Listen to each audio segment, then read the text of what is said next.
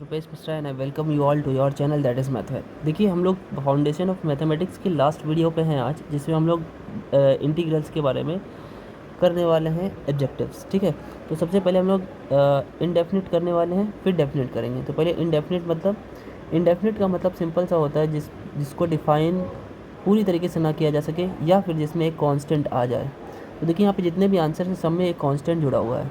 ठीक है, तो याद रखिएगा इंडेफिनिट की डेफिनेशन क्या होती है, जिसमें सी एक कांस्टेंट ज़रूर होता है। और डेफिनेट में क्या होगा, और डेफिनेट में हमारे यहाँ पे लिमिट्स दे दी जाती हैं, तो जिसकी वजह से सी कैंसिल हो जाता है। ठीक है, और ये जो सी होता है वो कांस्टेंट ऑफ इंटीग्रेशन बोला जाता है। ठीक है, याद रखिएगा छोटी छोटी चीज़ें हैं। और जो इंटरनल ये जो लिखा हुआ है पूरा, इसे इंटीग्रेंड बोलते हैं। इंटीग्रेंड छोटी छोटी चीज़ें हैं, हो सकता है एमसीक्यू में पूछ ले। ठीक है, चलिए देखिए सबसे फर्स्ट क्वेश्चन जो है आपको इंटीग्रेट करना है। देखिए इसके साथ कुछ कुछ लॉन्ग भी मैं बताऊंगा, क्योंकि इंटीग्रेशन से एक लॉन्ग जरूर आएगा आपके पास। ठीक है, वो आपको करना पड़ेगा, और इम्पोर्टेंट आपको बता करके तभी जाऊंगा। और आपके पास टाइम है, अभी कल आप लोग का दोपहर में एग्ज़ाम होगा, तो उससे पहले आप टेलीग्राम ज्वाइन कर लीजिए। टेलीग्राम पे जो आप क्वेश्चन लॉन्ग पूछेंगे वो सारे मैं जवाब दे दूँगा। ठीक है, टेलीग्राम ज्वाइन कर लीजिए, डिस्क्रिप्शन में लिंक है, वहाँ पे आप सेल्फ जो क्वेश्चन पूछेंगे। और एक और उसमें ग्रुप है मैथवेद फॉर कन्वर्सेशन, पिंड होगा, पिंड मैसेज होगा, उसे भी ज्वाइन कर लीजिएगा। उसमें जो क्वेश्चन आप सेंड करेंगे उनका सॉल्यूशन आपको भेज दिया जाएगा विद एक्सप्लेनेशन, थोड़ा समझा करके अच्छे से मैं लिख के भेजता हूँ। ठीक है, so without wasting time let's move in the MCQs। देखिए अब देखिए ये क्या है, इसका इंटीग्रेशन करना है। तो इंटीग्रेशन और डिफरेंशिएशन दोनों एक दूसरे के अपोजिट है। मतलब इसके अंदर की वैल्यू का इंटीग्रेशन करना है, तो आप ये सोच लो इसका इंटीग्रेशन, तो ये सारे के सारे चारों हैं, चारों में से कोई एक सही होगा। तो एक काम करिए, आप डिफरेंशिएशन कर लीजिए, तो जिसका डिफरेंशिएशन ये आंसर आएगा वही हमारा आंसर होगा। ठीक है, क्योंकि डिफरेंशिएशन करना ईजी होता है एज़ कम्पेयर टू इंटीग्रेशन। तो चलिए मैं करता हूँ डिफरेंशिएशन। डिफरेंशिएशन अगर मैं इसका करूँ तो सी तो कांस्टेंट तो हट ही जाएगा, उसकी बात नहीं है। इसका डिफरेंशिएशन करने पे कोई फ़ायदा तो नहीं दिख रहा। आपको याद होना चाहिए, वैसे ये बड़ा ही फेमस डिफरेंशिएशन है x to the power x का। x to the power x का डिफरेंशिएशन अगर आप बात करें तो इसे ये वेरिएबल पावर वेरिएबल, और वेरिएबल पावर वेरिएबल का डिफरेंशिएशन लॉग लेना पड़ता है दोनों तरफ। और जैसे आप लॉग लेंगे तो x पावर में आगे आ जाएगा और लॉग x बचेगा। अब जैसे इसका डिफरेंशिएशन करेंगे तो ये हो जाएगा 1/y और dy/dx, और ये आ जाएगा आप x, फर्स्ट को छोड़ेंगे दूसरे का, क्योंकि दो फंक्शन है ना, एक फंक्शन x है और एक फंक्शन है log x।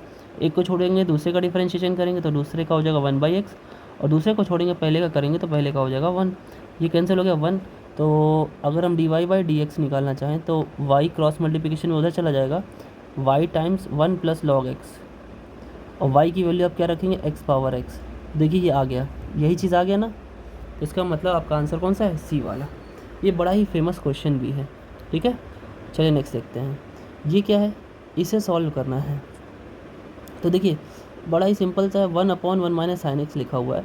एक काम करते हैं हम, क्या इसमें रेशनलाइज कर देते हैं। रेशनलाइज मतलब एक तरीके से कहने का कि कॉन्जुगेट से मल्टीप्लाई और डिवाइड कर देते हैं। तो 1 माइनस साइन एक्स था, 1 प्लस साइन एक्स से मैंने मल्टीप्लाई और डिवाइड कर दिया, क्योंकि ऐसे कोई रास्ता दिख नहीं रहा था। और ऊपर में 1 प्लस साइन एक्स हो गया, नीचे में 1 स्क्वायर माइनस साइन स्क्वायर, उसे कॉस स्क्वायर लिख सकते हैं। अब आप इसे अलग अलग कर दीजिए, अलग अलग करेंगे तो इंटीग्रेशन ऑफ 1/cos स्क्वायर, तो उसको सेक स्क्वायर लिख देंगे, plus integration of sine upon cos square. Sine upon cos मतलब हो जाएगा 10, और एक कॉस नीचे तो हो जाएगा सेक। ठीक है, सेक स्क्वायर का इंटीग्रेशन होता है 10x, और सेक 10 का इंटीग्रेशन होता है सेक x। तो 10x plus sec x plus C, इसका आंसर क्या हो जाएगा, 10x plus sec x plus C. Concept of integration तो लगेगा ही, बात समझ में आई। ये जो मैं आपको करके दिखा रहा हूँ, ये जितने भी क्वेश्चन इस वाले वीडियो में आपके सामने जा रहे हैं, इन सब को अगर मैं लॉन्ग करके दिखा रहा हूँ तो ये इंपॉर्टेंट लॉन्ग भी हैं आपके। इसके साथ साथ इसमें जो भी ऐड किए गए हैं वो मैंने उन्हीं को ऐड किया है जिनका लॉन्ग भी पूछा जा सकता है। तो याद रखिएगा, मैं लॉन्ग की तरीके बताने की कोशिश कर रहा हूँ जो इम्पोर्टेंट है। ठीक है, तो ये बात समझ में आई आपको, ये लॉन्ग के तरीके ही कर रहा हूँ मैं। ठीक है, चलिए, तो आंसर इसका क्या था, 10x plus sec X plus C, और उसको लॉन्ग का तरीके से तो मैंने बता ही दिया। अब देखिए एक और, क्या नेक्स्ट क्वेश्चन देखते हैं। E to the power log sine X, मैंने अभी फॉर्मूला एक बताया था आपको, लॉग का formula. E to the power log हट जाता है, तो क्या बचता है, केवल साइन बचता है ना। तो साइन का इंटीग्रेशन क्या होता है, साइन का इंटीग्रेशन माइनस कॉस प्लस सी, ठीक है, माइनस कॉस प्लस सी, आंसर आ गया। अब यहाँ पे देखिए ज़रा, नेक्स्ट देखते हैं। देखिए बड़ा ही फेमस क्वेश्चन मेरे सामने आ रहा है, और वो है ये ई पावर एक्स इंटू में log sine x plus cot x. आपको एक फॉर्मूला याद दिलाता हूँ, एक फॉर्मूला बड़ा ही ज़बरदस्त था, और वो क्या था फॉर्मूला, देखिए दिखाता हूँ। फॉर्मूला ये था, याद कर लीजिएगा, integration of E power x और उसके साथ अंदर ब्रैकेट में एक फंक्शन ऑफ एक्स हो, और एडिशन में उसी का डिफरेंशिएशन अगर होता, और आपको इसे सॉल्व, ये इसका डायरेक्ट फॉर्मूला होता है कि किसी का डिफरेंशिएशन कोई दूसरा ज़रूर होगा, ठीक है। तो आपका डायरेक्ट आंसर होता है ई की power F x, E power x into F x plus constant of integration, ठीक है। ये आपका फॉर्मूला होता है, ठीक है। क्लियर है बात, ये फॉर्मूला लिख लीजिएगा, स्क्रीनशॉट ले लीजिए। अभी यही चीज़ यहाँ पे समझाते हैं, देखिए आपको। तो क्वेश्चन क्या था इसमें, क्वेश्चन ये था कि ई टू दी पावर एक्स था, फिर अंदर ब्रैकेट में था लॉग साइन एक्स और प्लस कॉट एक्स था, है ना, डी एक्स। एक ई पावर एक्स बाहर है तो उसे रहने दीजिए, एक मिनट इसके बारे में सोच लीजिए। लॉग साइन एक्स का डिफरेंशिएशन क्या कॉट एक्स होता है, या कॉट एक्स का डिफरेंशिएशन क्या लॉग साइन एक्स होता है। तो चलिए पहले हम differentiation of log sine x करके देख लेते हैं, ठीक है। तो क्या आएगा भाई, लॉग का लॉग अपने अंदर की वैल्यू को नीचे भेज देगा, और साइन का डिफरेंशिएशन हो जाएगा कॉस एक्स। देखिए कॉट एक्स हो गया, यानी इसका डिफरेंशिएशन ये है, ये एफ एक्स है, तो ये क्या है आपका एफ डैश एक्स। तो आपका आंसर क्या होना चाहिए, डायरेक्ट आंसर आपका होगा is equal to E power x into log sine x plus C. समझ में आई बात। तो देख लेते हैं कौन सा आंसर है, देख लीजिए, ई की power X log sine x plus C. आई बात समझ में। नेक्स्ट देखते हैं।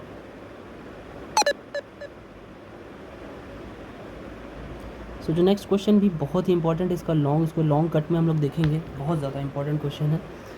लॉन्ग कट में कैसे देखना है, ध्यान से देखिए। Sine X upon sine X minus A लिखा हुआ है, तो देखिए इसमें एक काम करना पड़ता है, मैं इसको सॉल्व करके आपको दिखाता हूँ, ठीक है। और इसमें कह रहा है कि ये अगर इसके इक्वल है तो हमें ए और बी की वैल्यू बतानी है, ए और बी की वैल्यू। चलिए देखते हैं। देखिए भाई नीचे में तो जब हमें टर्म्स ज़्यादा मिलते हैं डिनोमिनेटर में, तो उसे ही हमें हटाना होता है। न्यूमरेटर में अगर टर्म्स ज़्यादा होते तो ईजी होता है। तो एक काम करते हैं, हम लोग लेट कर लेते हैं x minus a is equal to t, substitution कर लेते हैं। तो एक्स की वैल्यू क्या हो जाएगी, टी प्लस ए। डी एक्स निकालना चाहेंगे तो क्या हो जाएगा, डी टी, और ए तो ज़ीरो हो जाएगा। जैसे ही आप इसे पुट करेंगे तो क्या होगा, साइन में एक्स के प्लेस पर हो जाएगा टी प्लस ए, और अपॉन में हो जाएगा साइन टी, और यहाँ पे हो जाएगा आपका डी टी। बात क्लियर है। अच्छा भाई, उसके बाद अब ज़रा साइन ए प्लस बी का फॉर्मूला ओपन कर दीजिए, साइन ए प्लस बी का। तो क्या होता है, क्या होता है भाई, sine A cos B plus cos A into sine B whole upon sine T, ठीक है, डी टी हो गया। अब अलग अलग डिवाइड कर दीजिए, अलग अलग जैसे डिवाइड करेंगे तो इस वाले से साइन तो कैंसिल हो जाएगा, तो सिर्फ कॉस ए बचेगा डी टी, और इस वाले में आपका साइन ए तो कांस्टेंट है, बाहर हो जाएगा, और ये बन जाएगा cos T upon sine T, या फिर कह सकते हो कॉट टी लिख देते हैं। कॉस अपॉन साइन तो हो जाएगा कॉट टी डी टी, है ना। इसका इंटीग्रेशन करेंगे तो सिंपली यहाँ पे टी कॉस ए आ जाएगा, प्लस यहाँ पे क्या आ जाएगा, साइन ए तो है, ठीक है, यहाँ पे ये हो जाएगा आपका लॉग साइन टी हो जाएगा, प्लस कांस्टेंट ऑफ इंटीग्रेशन। अब जहाँ जहाँ टी है वहाँ वहाँ आप वैल्यू रख दीजिए एक्स माइनस ए। तो जैसे टी जहाँ जहाँ वहाँ पे एक्स माइनस ए रखेंगे तो ये हो जाएगा आपका X minus A cos A plus sine A log sine of X minus A और प्लस सी। अब ज़रा कंपेयर करें तो क्या क्वेश्चन था, इसका स्क्रीनशॉट ले लीजिएगा, ठीक है। देखिए क्या था हमारा सॉल्यूशन, देखिए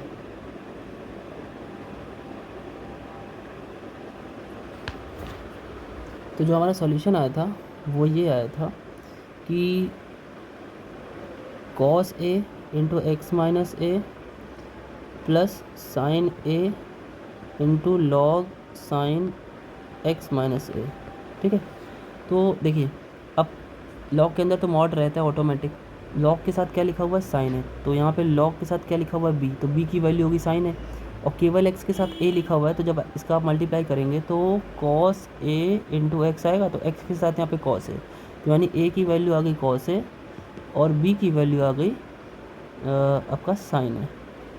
ठीक है, कॉस है और साइन है, तो आंसर कौन सा है, ए वाला। मैंने इसका लॉन्ग तरीका भी करके बता दिया, और इस ये जो एमसीक्यू तरीके से था वो भी तो समझ में आ ही गया। चलिए नेक्स्ट देखते हैं। देखिए 13 पावर एक्स, तो ये 13 पावर एक्स एक तरीके से ए पावर एक्स का है। ए पावर एक्स का फॉर्मूला क्या होता है, A power X upon log A base E plus constant of integration. तो देख लीजिए, रिलेट कर लीजिए 13 power X upon log 13 plus C. So answer क्या है आपका। ठीक है, नेक्स्ट देखिए ये भी बहुत ही सिंपल क्वेश्चन है। ई की पावर लिखा हुआ है ना, तो ई की पावर लॉग जैसा है, लेकिन यहाँ 5 लिखा, 5 को पीछे भेज दीजिए, तो ये कन्वर्ट होकर के ऐसे लिखा जा सकता है। कैसे, integration of e to the power log, ये जो 5 आ गया है ये एक्स की पावर में चला जाएगा, प्लस ई की पावर लॉग एक्स की पावर 4 होल अपॉन ई की पावर लॉग एक्स की power 3 plus e to the power log x square d x. तो यहाँ से देखिए ई की पावर लॉग सब जगह से हट गया, तो बचा क्या, बड़ा ही सिंपल हो गया है। तो जैसे लिखा तो फिर क्या हो गया, x power 5 integration of x power 5 plus x power 4 upon x power 3 plus x power 2 d x. अब ऊपर से अगर देखा जाए मैक्सिमम एक्स पावर 2 अगर कॉमन ले, तो नीचे से भी एक्स पावर 2 कॉमन लेके कैंसिल हो जाएगा, तो बचेगा क्या, एक्स पावर 3 प्लस एक्स बचेगा ऊपर, नीचे बचेगा आपका x प्लस 1। या इतना ही क्यों ले रहे हैं, मैक्सिमम जो कॉमन आ सकता है ऊपर में कितना कॉमन आ सकता है, x पावर 4, तो बचेगा x प्लस 1, और नीचे में x पावर 2, तो बचेगा x प्लस 1। तो कैंसिल ये हो गया, दो और भी कैंसिल हो, तो एक्स स्क्वायर बचा, तो इसका आंसर क्या होगा, x power 3 upon 3 plus constant. So I think ये आंसर जो है वो हमारा बी वाला आंसर है। नेक्स्ट देखते हैं, ये भी आपका अच्छा ही क्वेश्चन दिख रहा है, सिंपल भी है। देखिए कैसे सिंपल है, ये cos 2x और cos 2 थीटा की बात कर रहा है, तो देखिए ओपन कर लीजिए फॉर्मूला, cos 2 थीटा का cos वाला फॉर्मूला क्या होता है, 2 cos स्क्वायर x माइनस 1, और यहाँ पे 2 cos square theta minus 1 whole upon, नीचे में तो वही रहने दीजिए, इसकी कोई दिक्कत नहीं है। आप जैसे इस माइनस को अंदर लेके जाएंगे, माइनस जैसे अंदर जाएगा तो माइनस यहाँ भी मल्टीप्लाई आएगा, तो माइनस प्लस हो, तो 1 वाला तो कैंसिल हो जाएगा। अब ऊपर में 2 कॉमन आ रहा है और बच क्या रहा है, cos square X minus cos square theta upon cos X minus cos theta. A square minus B square है, जैसे आप इसे कॉमन लेंगे तो cos X cos A cos B, A square minus B square है ना, तो ए माइनस बी और ए प्लस बी बचेगा, ए माइनस बी इंटू ए प्लस बी, और अपॉन में cos a minus cos b, तो ये माइनस वाला कैंसिल हो जाएगा, बचेगा कौन सा, प्लस वाला, 2 के साथ प्लस वाला आपका बच जाएगा। ये पूरी लॉन्ग की तरह बता रहा हूँ मैं, कोई शॉर्ट ट्रिक नहीं बता रहा, तो इसे भी आप समझ सकते हैं। ठीक है, cos का इंटीग्रेशन sin x हो जाएगा, और cos थीटा का इंटीग्रेशन sin थीटा हो जाएगा, 2 बाहर चल रहा था तो प्लस c कर दीजिए। ठीक है, बात समझ में आई। और एक चीज़ और, यहाँ पर इंटीग्रेशन किसके रिस्पेक्ट में हो रहा है ये भी ध्यान देना, ये लिखा नहीं है यहाँ पे x के रिस्पेक्ट में है बच्चों। तो जब ये x के रिस्पेक्ट में है तो जरा एक बारी मेरी बात सुनिएगा, हम लोग यहाँ तक पहुँच गए थे, जब ये x के रिस्पेक्ट में ना कि थीटा के रिस्पेक्ट में, तो x के रिस्पेक्ट में x वाला वेरिएबल होगा, थीटा वाला तो कांस्टेंट होगा। बात समझ आ रही है, तो देखिए ध्यान से, तो x के रिस्पेक्ट में जब ये कांस्टेंट होगा तो cos 2 के साथ cos थीटा भी बाहर आ जाएगा, बचेगा 1 dx।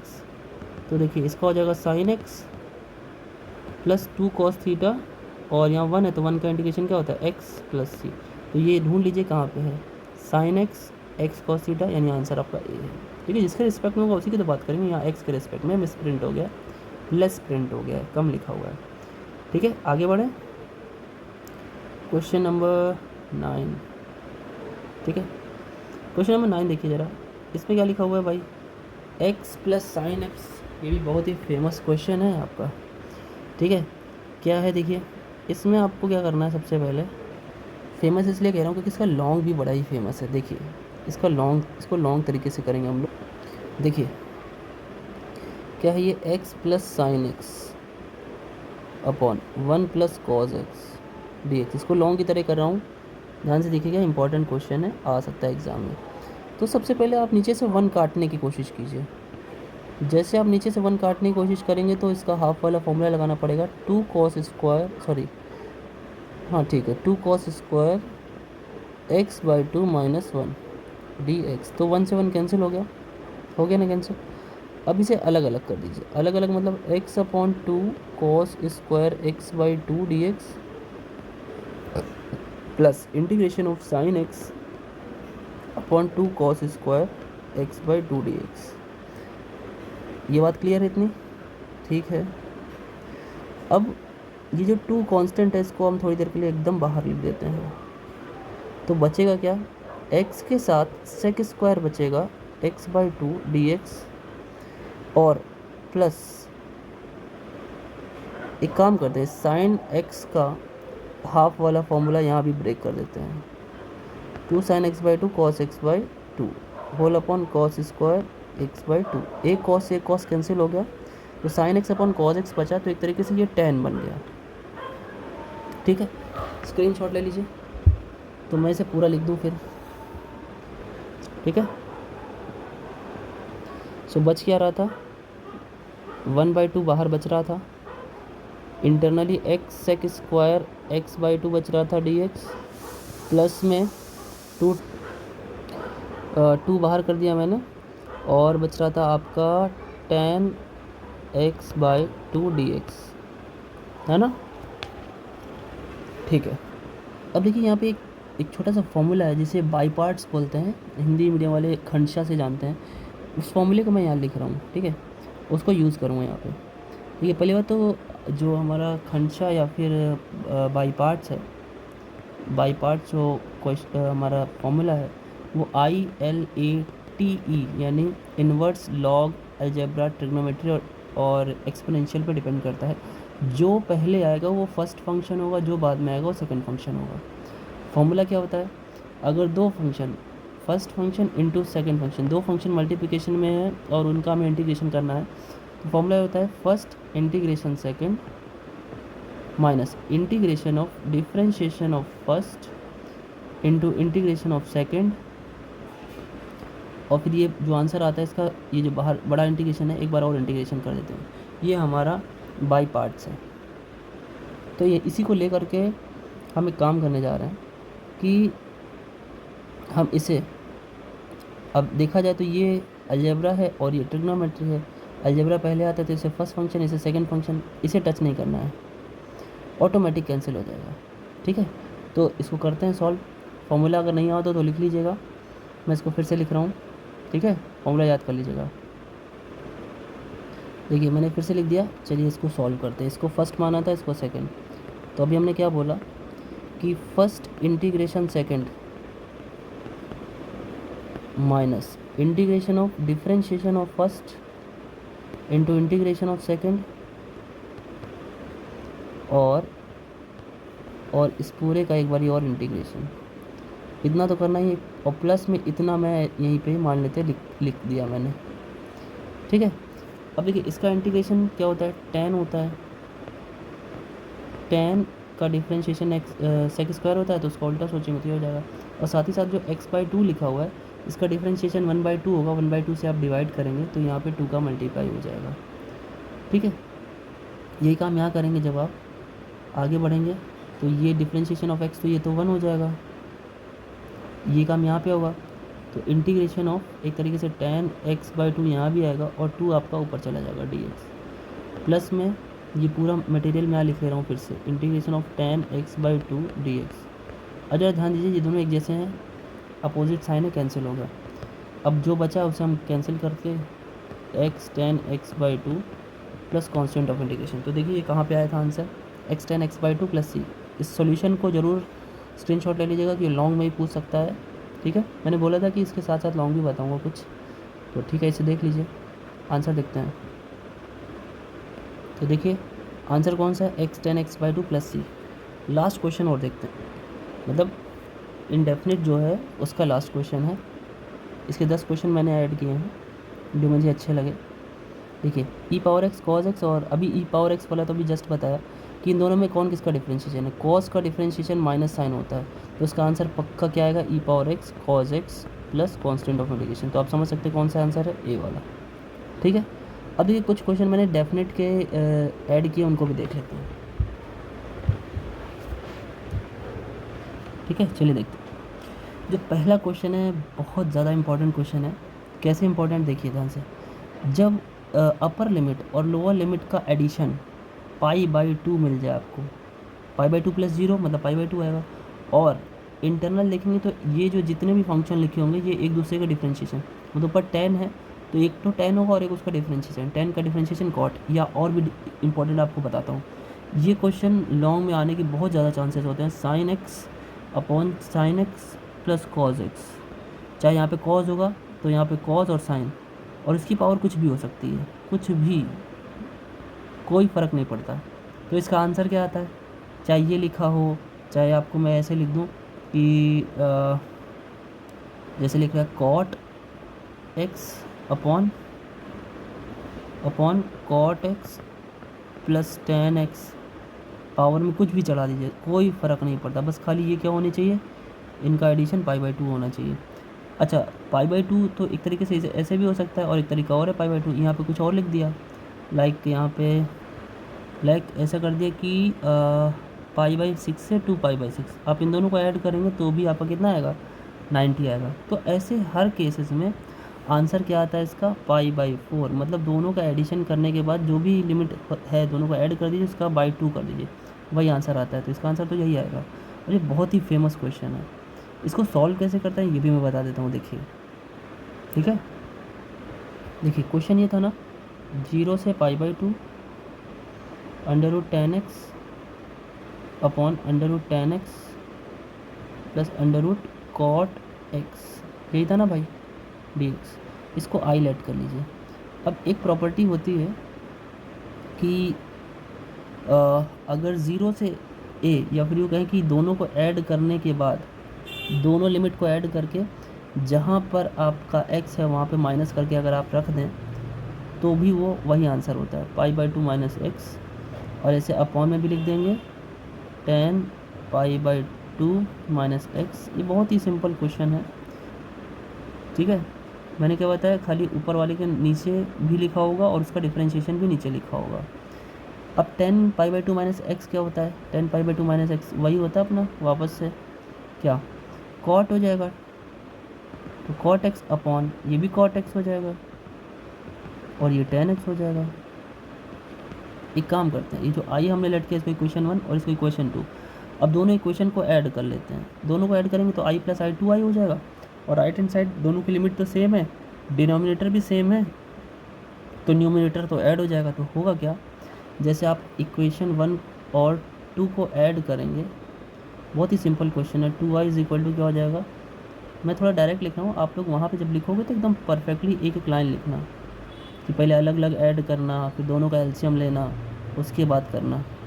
मुझे जल्दी समझाना आपको, फटाक से, कम समय लेकर के आपका, क्योंकि कल एग्ज़ाम है। ये कैंसिल हो गया, 1 आ गया, ठीक है। अब 1 का इंटीग्रेशन क्या होता है भाई, 1 का इंटीग्रेशन क्या होता है, 1 का इंटीग्रेशन तो वापस से वही आ जाएगा x, और उसमें लिमिट 0 से π/2 आप जैसे रखेंगे तो upper limit minus lower limit, 2i = π/2, तो i = कितना हो जाएगा, π/4। अगर आपको ऑब्जेक्टिव में आ जाएगा तो आप फटाक से टिक कर दीजिएगा, और अगर वैसे आता है तो आप तो समझ ही रहे हैं क्या करना। तो आ गई बात समझ में, सो आंसर क्या है, सी। ये क्या है, ये भी क्वेश्चन बढ़िया है, ठीक है, ये क्वेश्चन बढ़िया है। देखिए कैसे करना है, देखिए मॉड दो तरीके से बिहेव करता है, एक नेगेटिव और एक पॉजिटिव। नेगेटिव का बिहेव करेगा जब उसके अंदर की वैल्यू नेगेटिव है तो नेगेटिव ओपन होता है, और अगर पॉजिटिव तब आएगा, ये ओपन होकर के पॉजिटिव तब ओपन होता है जब उसके अंदर की वैल्यू पॉजिटिव हो, ठीक है। दो तरीके से बिहेव करता है। तो देखिए यहाँ पे करना क्या है, अब देखिए -1 से लिमिट 1 तक गई है, तो अगर -1 से 1 तक अगर आप जाएँ, -1 से आप 0 तक अगर जाएँ और यहाँ पे -1 से 0 तक के बीच की कोई भी वैल्यू रखेंगे तो नेगेटिव होगी, और एक नेगेटिव है तो पॉजिटिव हो जाएगा, तो एक तरीके से ये पॉजिटिव बन जाएगा। तो -1 से 1 की तरफ इसे अगर आप ओपन करेंगे तो ये मॉड पॉजिटिवली ओपन हो जाएगा, और 0 से 1 तक आप जाएंगे अगर, ठीक है। देखिए इरेज हो गया, फिर से करता हूँ। -1 से 0 आपने ब्रेक किया तो भी ये पॉजिटिवली ओपन हो रहा है, और अब 0 से 1 भी जाएंगे तो कोई भी यहाँ वैल्यू रखेंगे 0 से 1 के बीच में तो भी ये पॉजिटिव ही ओपन हो रहा है, कोई फ़र्क नहीं पड़ रहा है, ठीक है। तो जब ये पॉजिटिव है ही तो कोई दिक्कत तो है नहीं, तो क्यों ना हम इसको ऐसे ही लिख लें, -1 से 1 और 1 - x dx, ठीक है। और ये देखिए एक प्रॉपर्टी होती है -a से a वाली एक प्रॉपर्टी होती है, क्या होती है, देखिए 5 और 6 प्रॉपर्टी आपको पढ़नी है, इसमें ध्यान रखिएगा, MCQ उसमें भी बन सकता है, ठीक है। तो पहली ये जो प्रॉपर्टी है ये कहता है कि अगर हमें इसे हम इसमें कन्वर्ट कर सकते हैं f(x) dx में, तब जब फंक्शन क्या हो, इवन फंक्शन हो, मतलब x की जगह पे -x रखने पे कोई फ़र्क ना पड़े, और इसकी वैल्यू 0 होती है तब जब ये ऑड फंक्शन हो, मतलब x की जगह -x रखने पे माइनस बाहर आना पड़े, ठीक है। तो ये प्रॉपर्टी अगर हम यहाँ पे ऐड करेंगे तो हो सकता है ऐड हो जाएगी यहाँ पे, तो 2 टाइम्स 0 से 1 और ये आपका 1 - x रह जाएगा, इंटीग्रेट करेंगे तो x आएगा, -x² आएगा, और 2 तो बाहर था ही, 0 से 1 पे पुट करेंगे तो 0 रखने तो 0 ही हो जाएगा, अपर लिमिट रखेंगे तो 1 - 1/2, तो 2 टाइम्स 1 - 1/2 सॉल्व करेंगे 1/2 आ जाएगा, और ये कैंसिल होगा तो आंसर 1 आ जाएगा। तो आंसर कौन सा है इसका, आंसर इसका डी वाला हो गया, ठीक है, 1, ठीक ना। ये कुछ फालतू का क्वेश्चन है, आगे बढ़ते हैं, ठीक है। ये क्वेश्चन आपका बड़ा ही इंपॉर्टेंट है, ठीक है ना। तो इसका आंसर वैसे याद रहता है, π/2 π/8 हो जाता है ये, और log 2 हो जाता है, इसका आंसर याद कर लीजिएगा, ठीक है। ये लॉन्ग इसका बताने का कोई मतलब नहीं है, लेकिन बाई चांस थोड़ा सा इंपॉर्टेंट लग रहा है, इसलिए इसमें ऐड ये वाले क्वेश्चन को लिया गया है। नेक्स्ट देखिए, ये फालतू क्वेश्चन x⁸ वाला, एक सेकेंड, नहीं ये तो बहुत ही सुंदर क्वेश्चन है, देखिए बहुत ही अच्छा क्वेश्चन है। क्या है क्वेश्चन, देखिए ध्यान से सुनेगा, ये भी बहुत ही इंपॉर्टेंट क्वेश्चन लग रहा है मुझे। -a से a तक जा रहा है, और अंदर का फंक्शन ये जो f(x) है ये क्या इवन है कि ऑड, वैसे ये फंक्शन मुझे ऑड दिख रहा है, क्यों, ज़रा ध्यान से देखिए, sin इनवर्स x, अब x की जगह पे हम -x रखते हैं तो -x⁸ और sin इनवर्स -x, ये तो पॉजिटिव हो जाएगा, मतलब x⁸ ही हो जाएगा। इन साइन इनवर्स के अंदर से माइनस क्या होता है, ये सभी माइनस बाहर भेज देते हैं, ठीक है। तो माइनस एक तरीके से बाहर आया, पूरे फंक्शन में से माइनस बाहर आ गया, तो इसका आंसर क्या होता है, अभी थोड़ी देर पहले बताया, इसका आंसर 0 होता है। देखिए प्रॉपर्टी भी आ गई जो बात कर रहा था मैं, ठीक है। क्या है प्रॉपर्टी, देखिए कह रहे 0 से f(x) dx की वैल्यू 10 है, तो इसकी वैल्यू बतानी है, इज़ इक्वल टू किसके इक्वल आएगा। तो देखिए ये प्रॉपर्टी है, 0 से a हो, चाहे दोनों लिमिट को जोड़ करके x की जगह घटा के रख देंगे तो भी आंसर हमारा सेम आता है, तो वो भी आंसर 10 ही आएगा, ठीक है, ठीक है। नेक्स्ट देखिए, ये क्या है, mod x है भाई, mod x अभी बताया मैंने कि मॉड वाली चीज़ें जब नेगेटिव होती है तो नेगेटिव ओपन होती है, तो अगर आप ध्यान से देखें तो -2 से ले करके 0 तक ये नेगेटिव ही होता है मॉड, तो नेगेटिव ही ओपन होगा, और 0 से 2 तक पॉजिटिव होता है तो भाई पॉजिटिव ओपन होगा। तो क्या करना है, -x का इंटीग्रेशन क्या होता है, -x²/2, और लिमिट आपकी -2 से 0 है, प्लस ये x²/2 और 0 से 2, सॉल्व कर लीजिए दोनों को। जैसे आप सॉल्व करेंगे तो अपर लिमिट आएंगे तो 0 ही हो जाएगी, तो 0 -2 का स्क्वायर यानी 4/2, तो 2 2 ज़ा 4, एक माइनस बाहर है तो +2 इतने का आ गया, और ये क्या है 4/2 -0, हालांकि ये भी 2 ही आएगा, तो +2 2 + 2 4 हो गया, so answer is D. Next देखिए, ठीक है, अभी ये भी बड़ा ही इजी क्वेश्चन है, √x को t मान लीजिए, t मानेंगे तो क्या हो जाएगा 1/2 √x dx is equal to dt, इस 2 को यहाँ से हटा के इधर भेज दीजिए। और जब आप क्या कहते हैं डेफिनेट इंटीग्रेशन में सब्स्टिट्यूशन करते हैं तो उसमें लिमिट का भी सब्स्टिट्यूशन होता है, तो t की वैल्यू क्या हो जाएगी, जब x 0 था तो t भी 0 था, और जब x π² 2 है तो t कितना हो जाएगा π/2, तो लिमिट भी चेंज हो गई और ये भी चेंज हो गई, तो चेंज होकर के बनेगा क्या, इंटीग्रेशन ऑफ 0 से π/2 साइन टी और 2 dt, 2 गया बाहर, साइन टी का इंटीग्रेशन क्या होता है, 2 बाहर, कॉस माइनस कॉस टी होता है ना इसका इंटीग्रेशन, हाँ, तो 0 से π/2। अब रखेंगे वैल्यू तो क्या हो जाएगा, -2, अपर लिमिट रख दीजिए π/2 कॉस पाई, अपर लिमिट रखेंगे कॉस π/2 माइनस लोअर लिमिट रखेंगे कॉस 0, ठीक है। तो अपर लिमिट कॉस 90 की वैल्यू 0, कॉस 0 की वैल्यू 1, तो एक तरीके से 2 हो जाएगा क्योंकि माइनस अंदर भी अंदर बाहर भी है। सो आंसर कौन सा होगा, बी वाला, सॉरी ये कहाँ गया, आंसर कहाँ है यहाँ पे, ए वाला 2, ठीक है।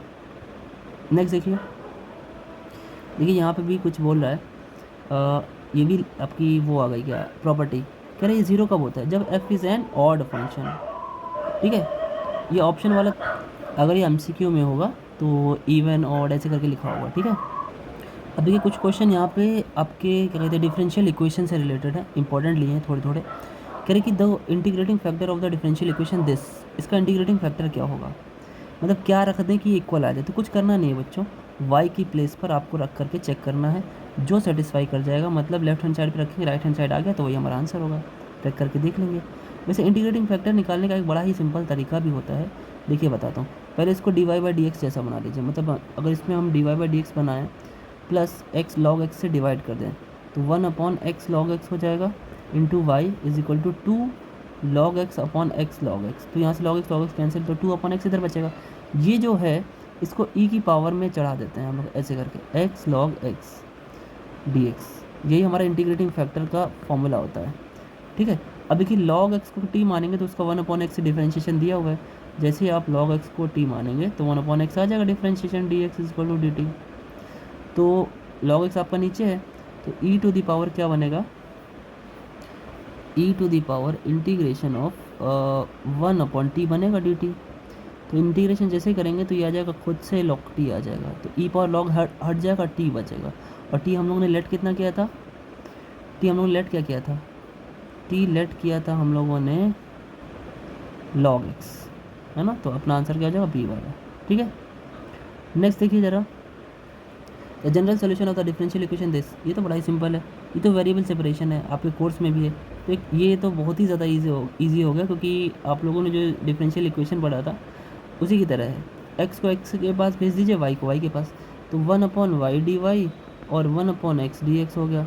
इंटीग्रेट करेंगे तो log y is equal to log x plus log c constant बना दीजिएगा, तो y is equal to cx, तो y is equal to cx या फिर kx, k कर लीजिए, तो y is equal to kx कहाँ है, बी वाला आंसर हो गया, है ना सिंपल। अभी ये क्वेश्चन बड़ा ही सिंपल ऑर्डर डिग्री का आ गया, ये भी ऑर्डर डिग्री का क्वेश्चन आपके पेपर में आएगा, ज़रूर ध्यान दीजिएगा।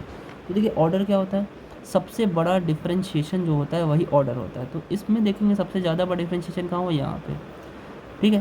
तो ऑर्डर तो इसका हो गया 2, ठीक है, लेकिन डिग्री क्या होगी भैया, हो एक चीज़ ध्यान दीजिएगा, डिग्री वैसे तो इसी की पावर को डिग्री बोलते हैं, लेकिन जब y dash y double dash अगर इनके बाहर साइन ट्रिग्नोमेट्री लगा है, इन्वर्स लगा है, एक्सपोनेंशियल लगा है, तो उसकी डिग्री डिफाइंड नहीं होती है, तो ये नॉट डिफाइंड होगी। अगर ये साइन नहीं होता या साइन अगर हटा दें तो इसकी डिग्री कितनी हो जाती है, 3, ये चीज़ ध्यान दीजिएगा, ठीक है। और अगर एक चीज़ और डिग्री वाला क्वेश्चन, एक चीज़ और देख लीजिए, अगर मैंने ऐसे लिखा है dy/dx होल पावर 3/2 और dy/dx होल पावर 2/3, ये अगर इक्वेशन इसमें आपसे पूछे कि ऑर्डर कितना है, तो ऑर्डर तो 2 है, सबसे ज़्यादा बड़ा डिफरेंशिएशन ऑर्डर तो 2 हो गया, लेकिन डिग्री क्या है, ये डिग्री नहीं होती है, डिग्री हमेशा होल नंबर में होती है। तो होल नंबर बनाने के लिए हमको दोनों तरफ से ये पावर पहले क्लियर करनी पड़ेगी, तो इधर का नीचे 2 है तो इधर स्क्वायर, दोनों तरफ स्क्वायर कर दीजिए पहली बात तो, जिससे कि नीचे का 2 हट जाए, और इधर का 3 है तो पावर में 3 भी कर दीजिए जिससे कि 3 भी हट जाए, 3 2 6, तो 2 से 2 हटा, 3 3 9 हो गया, तो ये सबसे ज़्यादा बड़ा डिफरेंशिएशन था, इसकी डिग्री कितनी हो गई, 9 हो गई, ध्यान रखिएगा, ऐसे करना पड़ता है। नेक्स्ट देखिए ज़रा, the order of the differential equation this, अब यहाँ तो बता देंगे आराम से, ऑर्डर चाहिए मतलब कितने बार डिफरेंशिएशन, 2 बार, मैक्सिमम 2 बार है, तो आंसर ये होगा। डिग्री कितनी होगी, डिग्री तो इसकी 1 है, ठीक है।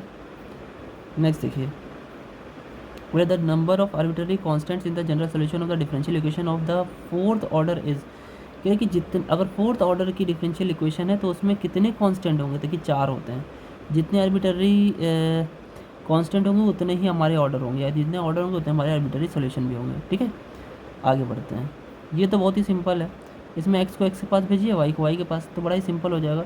तो 1/1 + y², ये dy के पास चला गया, और 1/1 + x² ये x के पास चला गया। आपको बताइए tan इनवर्स का होता है, tan inverse y = tan inverse x, ठीक है, और plus tan inverse c constant भी ले लीजिए आपका मन है तो बोला क्या y0 की वैल्यू बताइए। तो y पे y0 = तो क्या करना क्या है, सॉल्यूशन देना है। तो कांस्टेंट निकालना है, तो y की जगह पे 1 रख दीजिए, x की जगह पे 0 रख दीजिए, तो सॉल्यूशन आ जाएगा। यहाँ पे रख दीजिए 1, tan इनवर्स 1 π/4 होता है, और ये तो 0, tan 0 की वैल्यू 0, यानी एक तरीके से tan π/4, यानी c की वैल्यू 1 आ जाएगी। तो आप रख देंगे, आंसर आ जाएगा। ठीक है, ये क्वेश्चन इंटीग्रेटिंग फैक्टर सेम वही क्वेश्चन है। आप सबसे पहले इसमें कॉस से डिवाइड कर दीजिए, तो dy/dx plus sin x upon cos x dy = 1/cos x। तो ये जो लिखा है इसी को e की पावर में चढ़ा दीजिए, वही हमारा क्या हो जाता है, वही हमारा इंटीग्रेटिंग फैक्टर हो जाता है। तो ये क्या है, tan x है, तो log sec x आ जाएगा, log sec x e की पावर। तो सिंपल इसका आंसर क्या हो जाएगा, sec x। इंटीग्रेटिंग फैक्टर इसका कितना हो जाएगा, sec x। अगर ये MCQ में आएगा तो भाई 4 आंसर होंगे, उनमें से एक आंसर sec x होगा। ठीक है, नेक्स्ट देखिए, इसका सॉल्यूशन क्या होगा, बड़ा ही सिंपल है, इंटीग्रेशन कर दीजिए तीनों तरफ। तो यहाँ पे क्या हो जाएगा, log x plus log y = log c कर दीजिए। तो x y मल्टीप्लिकेशन में जाएगा, क्योंकि log प्लस में भेज देता है मल्टीप्लिकेशन को, तो x y एक साथ आ गया, log x y = log c, log से log हट गया, तो x y = c आ गया। इसने क्या पूछा है, solution of the differential equation this is, ये तो आप पहले से आंसर दे दिया। ठीक है, तो यही आपका आंसर हो गया, ठीक ना। अब देखिए यहाँ पे भी इंटीग्रेटिंग फैक्टर पूछ लिया, क्या करेंगे, तो ये कुछ नहीं करना है, पहले इसे थोड़ा सॉल्व कर लेंगे। तो dy/dx हो गया प्लस y, राइट से 1/x y/x, तो y/x लेफ्ट में ले आते हैं, 1/x वहीं रहने देते हैं। इन दोनों में y कॉमन आ रहा है ना, क्योंकि हमें y कॉमन निकालना पड़ता है। y कॉमन लेंगे तो 1 - 1/x बचेगा, = 1/x। y के साथ जो लिखा उसे e की पावर में चढ़ा दीजिए, e की पावर में इंटीग्रेशन 1 - 1/x जैसे चढ़ाएंगे इसका इंटीग्रेट कर देंगे और हमारा आंसर आ जाएगा। आई बात समझ में, क्योंकि इधर y नहीं होता है, पूरा y यहाँ पे होना चाहिए, y के साथ जो बचता है उसी को e की पावर में चढ़ाते हैं, वही हमारा इंटीग्रेटिंग फैक्टर होता है। ठीक है, अच्छा देखते हैं एक और क्वेश्चन, ये लास्ट क्वेश्चन है। देखिए इसमें e की पावर x और e की पावर y अलग हो सकता है, वेरिएबल सेपरेशन है ये, e की power x into e power -y, e power -y को आप लेफ्ट में भेजोगे तो e की पावर प्लस y हो जाएगा, = e पावर x और dx। इंटीग्रेट करिए तो इंटीग्रेशन में तो वही आएगा, e power y = e power x plus constant, आपका ये आंसर हो गया। ठीक है, तो ये कुछ क्वेश्चन थे जो मुझे लगे कि सही हैं, इंपॉर्टेंट है आपके लिए। बाकी आप देखिए एक लॉन्ग में मैं बता दे रहा हूँ आपको, जो आपको ज़रूर पढ़ के जाना है। जैसे कि इंटीग्रेशन में पहली बात तो आप आपका पार्शियल फ्रैक्शन वाला पार्ट ज़रूर पढ़िएगा, जो क्लास 12th का है लॉन्ग के लिए। ठीक है, लॉन्ग के लिए आप पढ़ेंगे, और लॉन्ग अगर आपको नहीं आता है तो अभी से लेकर एग्ज़ाम होने से पहले तक आप मुझसे टेलीग्राम पे पूछ सकते हैं। ठीक है, उसके बाद अगर हम आपसे बात करें तो बाई पार्ट्स ज़रूर पढ़िएगा, बाई पार्ट्स प्लस सब्स्टिट्यूशन, ये 3 चीज़ें पढ़ लीजिएगा, आपका इंटीग्रेशन में से कुछ नहीं रुकने वाला। तीसरी बात, मैट्रिक्स में आपको क्या पढ़ना है, जो आपने पढ़ा था एलिमेंट्री ऑपरेशन जिससे इन्वर्स निकाला जाता था, वो पढ़ना है। डिटर्मिनेंट में जितने भी प्रूफ वाले क्वेश्चन थे वो करने हैं, और डिटर्मिनेंट में एक चीज़ और, जो x y z करके 3 इक्वेशन दी होती थी, 3 इक्वेशन, उसे पढ़ लीजिएगा। ये सारे आपके लॉन्ग के लिए इंपॉर्टेंट है, इससे ज़्यादा नहीं पढ़ने की ज़रूरत है, आपको आराम से 3 क्वेश्चन करने आप कर लोगे। ठीक है, टेलीग्राम जाके ज्वाइन कर लीजिए, आपको इनमें से किसी में भी प्रॉब्लम होगी आप उसमें डायरेक्टली पूछ लीजिएगा, आपको आंसर भी मिल जाएगा और बहुत ही बखूबी आंसर मिल जाएगा। ठीक है, कल का एग्ज़ाम अच्छे से दीजिए, फाउंडेशन ऑफ मैथ ये लास्ट वीडियो थी। ठीक है, जितना मुझसे हो सका मैंने ढूंढ करके किसी तरीके से आपके लिए किया। वीडियो को लाइक ज़रूर कर दीजिएगा, ठीक है, और अपने फ्रेंड्स में शेयर कर दीजिए। आज उनके पास भी समय है, वो भी 3 4 5 वीडियो, जो 6 वीडियो पढ़ करके कुछ अच्छे हैं उनके भी मार्क्स आ सकते हैं, तो ज़रूर भेजिएगा।